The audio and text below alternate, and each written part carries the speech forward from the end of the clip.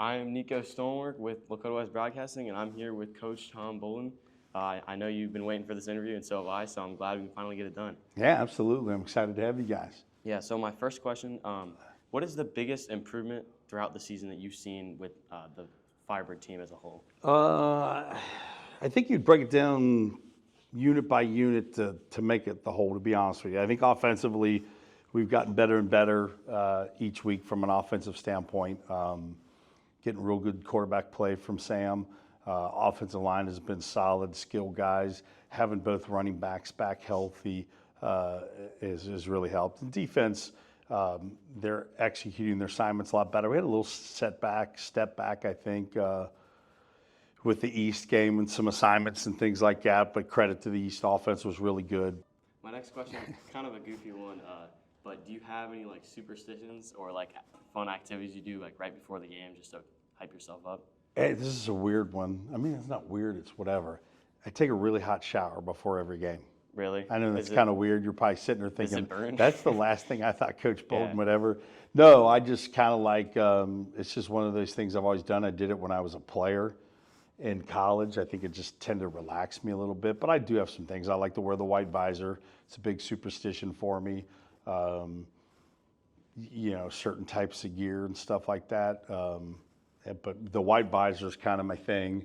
You know, I don't really eat on game day, which is more because my stomach's still worked up and things like that. I've always told myself if I ever lost that feeling of anxiousness and things like that, then I'd probably get out of coaching. So that means I'm still excited about what I'm doing. Was there anything that like led to that hot shower to begin with? No, like I said, I think I just started doing it in college just to relax myself a little bit. And I'm like, man, this just, you know how it is, man. Yeah. You get out of a good hot shower and you feel relaxed and things like that because you're really tense, you're worked up and whatever. So after our team meal, I go back to the locker room while the coaches are in their position meetings, and that's kind of my thing. I blast my music and just soak in the shower.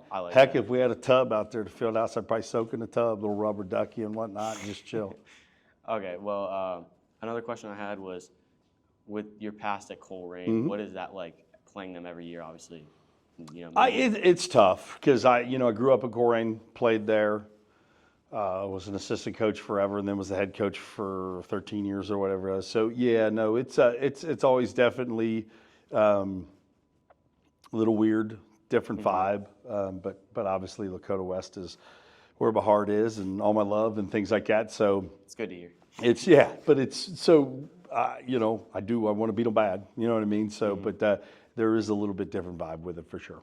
And then headed into the playoffs, what is the main focus? Obviously, I know Moeller is probably, you know, tunnel vision. You know, 4 years, What is the main focus? Like, it's hard. I mean, you don't want a tunnel vision with the Moeller thing, but it's obviously been there the last 4 years. But there's a lot of good teams in the playoffs this year that you know, we might have to have a second round matchup with either St. X or Elder, and that GCL teams always present problems. You know how that is. But at least we'll get the 2 home games. It looks like if we handle our business Friday night at Mason.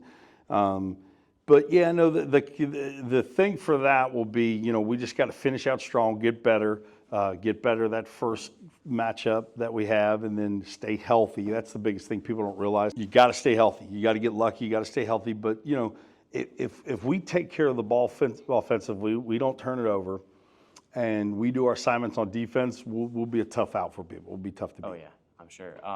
And then also, obviously that Princeton loss, that stings, but headed into the playoffs, if you play them, how confident are you that you're going to get the revenge? You know, listen, you don't sit there and give anybody bulletin board material and things like that. Yeah, but that does sting. We didn't have some calls go our way. We didn't play real well, and hats off to Princeton. A lot of had to do with them.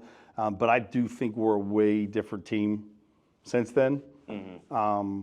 And I think in a very positive way, we're a way different team. So yeah, I would love that opportunity to have another shot at them for sure. Yeah, and then Hamilton, who we crushed, and then they crushed Princeton. So what are you thinking about them if you end up playing them again? That's football for you. That's sports with 15, 16, 17, 18-year-old kids.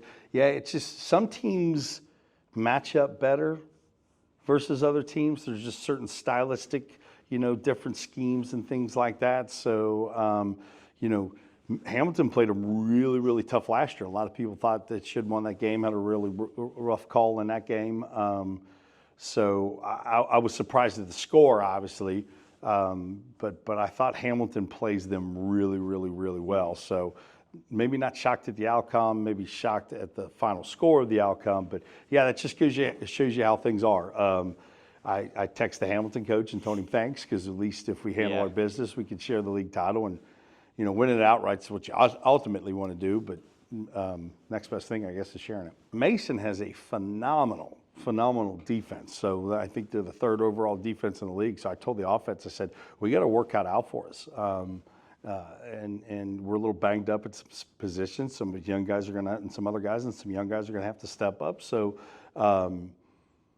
yeah, I mean, that's the focus right now. And then, we get to the playoffs, we'll see who we got first round, and then we'll prepare ourselves for them and whoever else moving forward. And it always just kind of shapes up the way it does, is what I tell the kids. And I always tell people, like, control what you can control.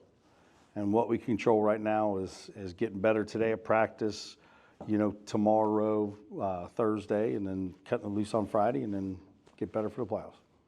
Okay, so then headed into the playoffs, obviously the goal is to get a state title, but what would you say is that floor where this was a good season? Listen, we've been successful, and a lot of people would look at this season and however it finished, and from this point where we're at to have it finished, and be like, what an awesome season. And there's other ways to measure the success with it. In terms of the wins and losses, it is what it is. You want to win the state title. If you come up short, then you come up short. Now, that doesn't mean the season was a failure, but you did not, we don't run from it, you would not accomplish your goals, your ultimate goal. But the other way we measure the success is how the guys have improved, the young guys, how they've improved to prepare themselves for next year, how the older guys have improved to put themselves in a position to go on to play at the next level. And then the other part is how they've improved as people, as students, as young men, as respectable people and citizens and things like that. So that's the other way that we gauge the success as well. So that was my last serious question. My final question, just to end on a lighter note, what has been the funniest or most enjoyable moment of the season for you? God, there's a lot of funny ones. I forget what game it is. I almost got ran over bad on the sidelines. That was kind of one of them scary, shoot moments, and then we laughed really, really about it. I got ran over in practice one time that the kids loved quite a bit. Didn't see it coming. I think anytime, and I went to the ground on that one, and almost killed our 80-something-year-old kicking coach, Jake Seitz' grandpa, kind of fell into him as well. So there's been some moments, but I guess the enjoyable, the fun stuff is just every day with the guys, practice, before practice, after practice, in the hallway. It's just, that's why I do it. You know what I mean? I could probably be somewhere else making a lot of money and doing all that kind of stuff, but this is what I like doing, like being around the high school kids, like doing this stuff with you guys, and seeing you develop and what you're doing and things like this, and this to me what it's all about. Awesome. Thank you for the interview. Nikos, appreciate you, buddy. Appreciate Thanks, buddy. Did a great job.